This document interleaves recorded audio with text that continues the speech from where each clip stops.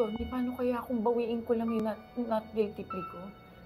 Sabihin ko ako na lang gumawa, sinulog ko talaga yung pabrika para baka bumilis na yung kaso.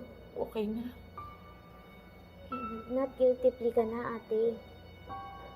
Tsaka sa tinagal-tagal mo dito, ngayon ka pa ba susuko? Bakit mo naman gagawin yun kung inosente ka naman talaga? Attorney, kasi gusto ko nang umuwi sa amin. Gusto ko nang lumaya. Gusto ko nang makita yung anak ko.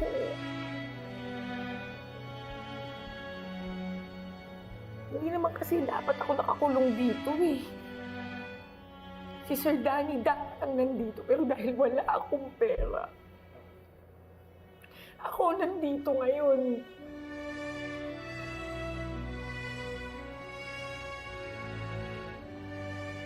Hirap.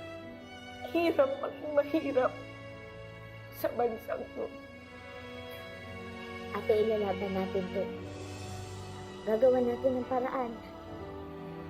Makakasama pa ni Jana yung nanay niya.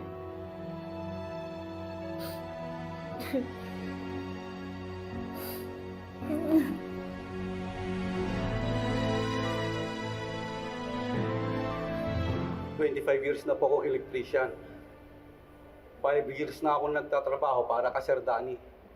Pero may mga makina talaga sang sira na. Yung iba, nangangamoy na.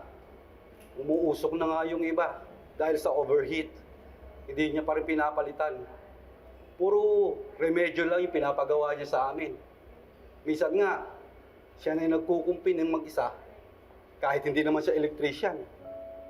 Paano pong remedyo yung ginagawa niya? Tinatapatan ng ventilador. Pinagpapahinga ng sandali. Kapag nag-on pa rin, gagamitin ulit.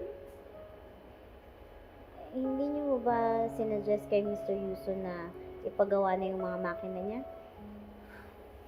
Ako, pag sinasabi ko kay Sir Danny na bumili ng parts ng makina o kaya bumili ng bago, pas safe, nagagalit siya. Kesyo daw na scammer ako, kesyo daw na may cut ako sa tindahan, kaya pinipilit ko siyang bumili. Sa tinagal niyo na pong electrician, masasabi niyo po ba na maaaring pagmulan ng sunog yung mga defective na makina sa factory ni Mr. Yuson?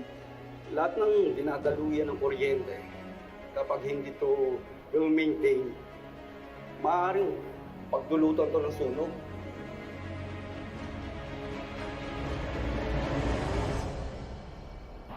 May negligence talaga sa part ni Mr. Yuson. I agree. May mga ebidensya nga nakuha si Atty. Avalos tungkol sa building ng yapak ko. Luma na pala yun nung nabili ni Mr. Yuson. Hindi daw pumasa sa building ko. Unti nang lumalabas yung mga kalokohan ni Mr. Yuson. Magandang umaga po. Magandang umaga po. Ano pong may paglilingkod namin sa inyo? Ako po si Rosana Dacanay, factory worker po ng Yapak Company. Kung hindi po ako nagkakamali, kayo si Osang, yung kasama ni Ate Ella sa factory? Ako nga po, hindi po totoo na si Ate Ella ang nakasunog sa factory. Ako po talaga yung may kasalanan.